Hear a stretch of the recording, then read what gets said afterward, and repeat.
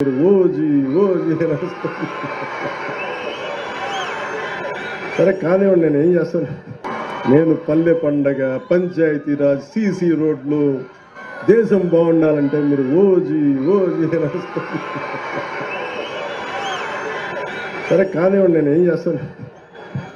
మీ శక్తి ముందు శబరి గారికి కూడా చెప్తున్నా, బైరెడ్డి శబరి గారికి కూడా, నాకు కూడా వీళ్ళ శక్తి ముందు నా శక్తి కూడా సరిపోదమ్మా. వీళ్ళు గొడవ పెట్టుకున్నా నేను కూడా ఆగలేను. అందుకని వీళ్ళకి నమస్కారాలు తెలియజేయడం తప్ప